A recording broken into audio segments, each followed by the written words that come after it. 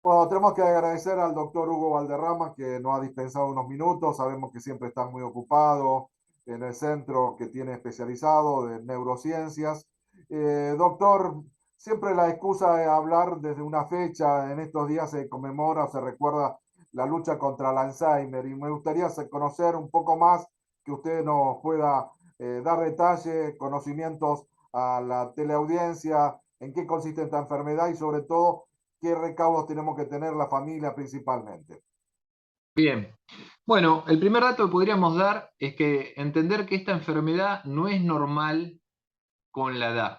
Porque uno tiene la idea, muchos, de que cuando uno se va poniendo grande, se va poniendo persona mayor, viejo, entiende que va perdiendo las funciones mentales. Y hay que entender que eso no es así. O sea, uno puede tener un cerebro saludable donde pueda seguir realizando sus actividades la vida diaria durante toda la vida, ¿sí? Mantener la autonomía.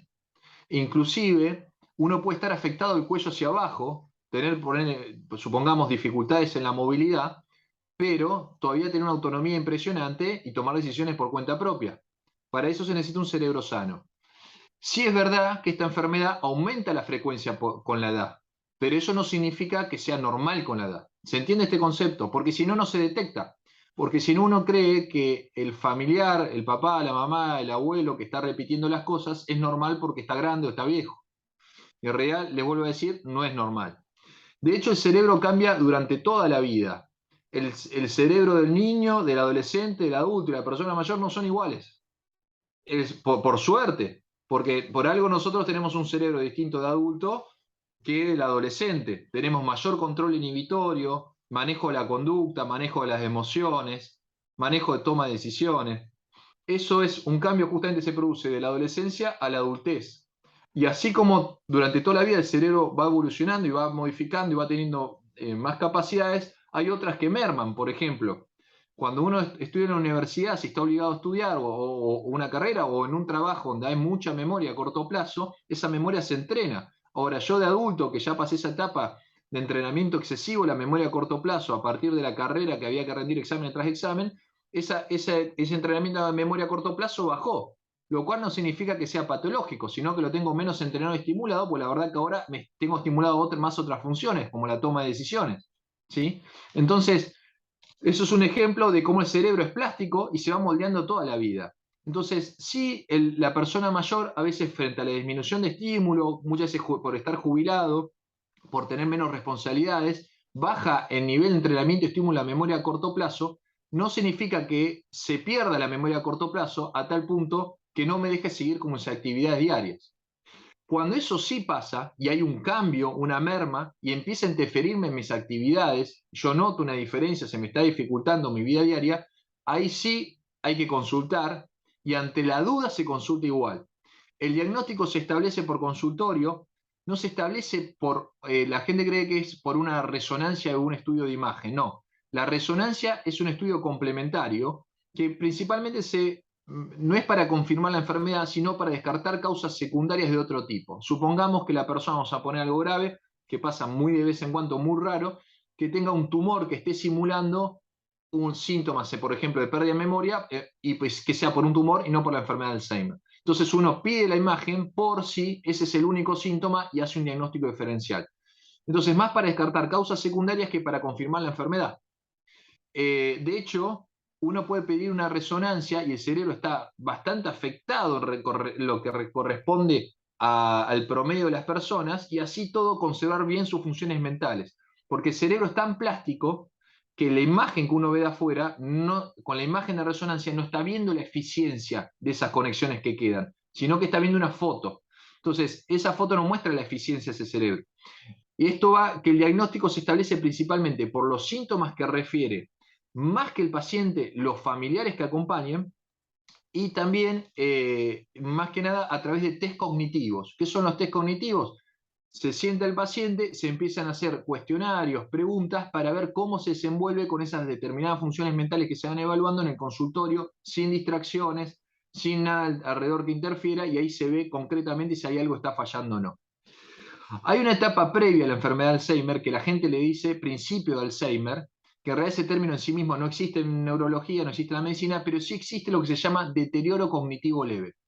El deterioro cognitivo leve, a diferencia del Alzheimer, es cuando puede haber un déficit en alguna función mental, pero todavía la persona mantiene la autonomía. O sea, detecta el déficit, consulta, y de hecho muchas veces, como detectan el déficit, van usando estrategias cognitivas, se llama. O sea, el cerebro lo que hace es intentar, bueno, me está fallando, supongamos, la memoria, empiezo a usar una agenda que antes no usaba o a anotarme más las cosas. ¿Me está fallando el lenguaje? Bueno, me pongo a leer un poco más, a razonar, a ver cuál es la palabra que me falta, a estimularme más con el crucigrama, a estimularme más con un diccionario, a leer libros con diferente terminología. Uno empieza a usar estrategias para ver cómo pueden tener estimular esa área, hasta a veces de sentido común por cuenta propia. Pero si no interfieren en la vida diaria y la persona tiene autonomía, que es lo que hablamos hoy, todavía es deterioro cognitivo leve. El paso a la demencia, al Alzheimer, es cuando la persona ya empieza a perder la autonomía, y le digo por experiencia propia en consultorio, en estos 18 años que me dedico a esta subespecialidad, ningún paciente con demencia llegó solo al consultorio. O sea, siempre, una vez que ya pierde la autonomía, justamente el mismo concepto hace que el que saque el turno es el familiar. Sí puede manifestar la queja cognitiva al familiar, o sea, refiere que le está pasando algo, pero realmente no tiene ya la capacidad para darse cuenta de la gravedad de ese hecho y tomar la decisión de una consulta, sino que ya viene acompañado de la familia. En cambio, el deterioro cognitivo leve, donde sí hay un déficit, pero todavía no afecta a la autonomía, es el que saca el turno solo. De hecho, muchas veces ahí sí también se establece el diagnóstico diferencial, que se ve también con los test cognitivos, que en realidad no está teniendo quizás a veces un déficit en las funciones mentales, sino sí un déficit atencional, influido por estrés, ansiedad, depresión, que interfiere generalmente en la atención o la capacidad de toma de decisiones, porque el cerebro está pensando en cómo resolver los problemas de otro tipo y no lo deja focalizar y resolver bien el resto de sus cuestiones de la vida. Entonces, ese diagnóstico también se establece en consultorio, ese diagnóstico diferencial. Entonces, ahí le di la base, ¿sí? Yo estaba pensando que hay, porque muchas veces se habla que la persona no toma conciencia. Vos hablabas una etapa previa y una etapa ya donde no tiene autonomía. Y la familia cuando llega es justamente cuando la persona es feliz sin entender que está enfermo, por así decirlo. Que los errores lo ven los familiares, la gente cercana. Eso es, y a veces angustia mucho, pero la persona es feliz a su manera, digamos, y lo que se angustia es los familiares. Mire, el tema es así. El término que estamos hablando, que usted está analizando desde la neurología, quizás lo han escuchado últimamente, se llama anosognosia. La anosognosia es la incapacidad del cerebro de darse cuenta de sus propios déficits, ¿sí? Los déficits del cuerpo y de la propia mente. El cerebro tiene una red que evalúa su propia capacidad. Esa red falla como fallan las otras funciones mentales. Entonces va de un gris claro, un oscuro, un negro. Cuando empieza la enfermedad, esa nosognosia ya está instalada. Como esa nosognosia está instalada, la persona a veces hay una cuestión parcial, es como que está la queja cognitiva, le refieren al familiar, me estoy olvidando las cosas, pero no le dan la importancia a ese olvido. ¿Sí? Es como una cuestión intermedia. Y después, cuanto más avanza la enfermedad, esa nosognosia aumenta más y ya la persona no detecta nada directamente. Y vos le preguntás, de hecho, una pregunta que yo hago en consultorio al paciente es del 1 al 10, después de que hizo el test cognitivo. Muchas veces los test, supongamos que al paciente le da mal, le da muy mal, y le digo, del 1 al 10, ¿usted qué porcentaje o qué número se pone a su propio cerebro si fuese un examen, qué número se pone? Y quizás no aprobó nada, pero te dicen un 8, un 9, ¿sí? Porque esa nosognosia está instalada, no detectan sus propios déficits, aún inclusive acabando de hacer muy mal un test. Estoy diciendo, por ejemplo, que le preguntás en qué año está y se confunden el año y dicen 1900 y pico, vos le decís en qué año está, uy, qué macana, ¿cómo me voy a olvidar? Pero cuando se tiene que poner puntaje se pone un 8 o 9 igual. Y hay que entender que eso no es por una cuestión de negación psicológica, es una cuestión de déficit neuronal para detectar los propios déficits, o sea, es una cuestión orgánica. Por eso uno va a llevar al paciente con esta enfermedad al psicólogo para intentar de que asuma su enfermedad y no va a poder, porque no es una cuestión de asumir, es que no tengo la capacidad de detectarlo directamente. Para su cerebro el paciente no lo tiene la enfermedad.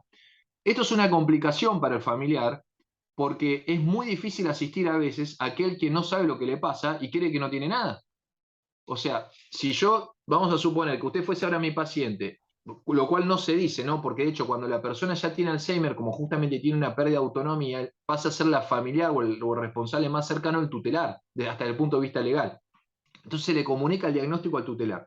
Se le informa así al paciente cuando todavía tiene la capacidad de comprenderlo que tiene determinados déficits, que hay que estimularlos, entrenarlos, de que se lo tiene que asistir en determinadas cuestiones, si es que el paciente todavía tiene esa capacidad de comprensión. Si no, se da esa charla a la persona, que realmente es un familiar, un hijo, una hija, que mantiene la tutela.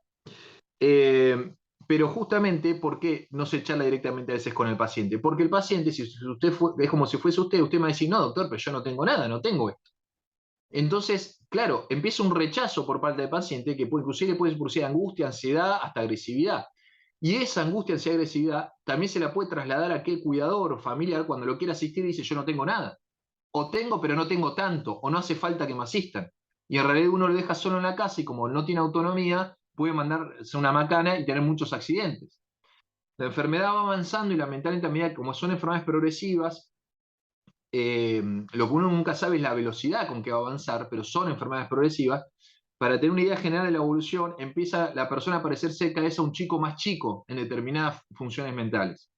Entonces, así como uno no deja un chico chiquito solo en la casa, tampoco deja solo en la casa a una persona con esa pérdida de autonomía. Y de ahí que necesitan, cuanto más profesionalizado mejor, o sea, una persona que tenga conocimiento, vocación y tiempo para asistir a la persona con demencia. Lo cual los familiares realmente no tienen ninguna de esas cuestiones. No tienen ni conocimiento, porque no tienen por qué tenerlo. Es muy complejo asistir a una persona con esta enfermedad. Cuanto más pérdida de autonomía, más requerimientos de todo tipo. Hay que tener vocación, lo cual no es lo mismo que amor. Uno puede amar a su familiar, pero no significa que tenga vocación de asistir a una persona con demencia. Y después hay que tener tiempo. Aún teniendo conocimiento y vocación, no es lo mismo aquel que es enfermero o es cuidador y se dedica a esto y le pagan por su tiempo y va 8 horas y trabaja y vuelve a la casa y no tiene problema, que aquel familiar que está a las 24 horas pendientes sin conocimiento y sin vocación. Y eso gente produce lo que llaman una sobrecarga del cuidador, donde hace un efecto dominó en la familia y después en vez de un enfermo tenemos varios. Entonces, esa es la clave por lo que hay que divulgar y tener conocimiento básico sobre esto para primero realizar el diagnóstico, como dijimos, una vez que está establecido el diagnóstico, una asesoría sobre cada caso individual y cada forma, depende cómo está constituida la familia, porque no es lo mismo un hermano que 10 hermanos, no es lo mismo que los 10 se encarguen que ninguno se encargue, no es lo mismo, en Argentina es todo un sálvese quien pueda para las personas mayores, es si tiene el dinero, si tiene el lugar, si tiene la asistencia, entonces, acá encima que hay que elaborar el duelo, la familia, una vez que uno establece el diagnóstico, la familia tiene que elaborar el duelo, lo que eso significa, tiene que empezar después, primero estar bien asesorado y después con los recursos que tiene, a ver qué puedo hacer para brindarle la mayor dignidad a esa persona, a ese ser querido. Perdón. La última pregunta sería el tratamiento, digamos, si es paliativo, si es digamos, multiespecífico, cómo es, o sea, actúa en función de los cambios de conducta, la agresividad, o digamos, qué es lo que se establece en esta enfermedad con estas características, qué es lo que primero se busca y de cómo es la evolución, porque también tenemos que tomar conciencia de esto, ¿no?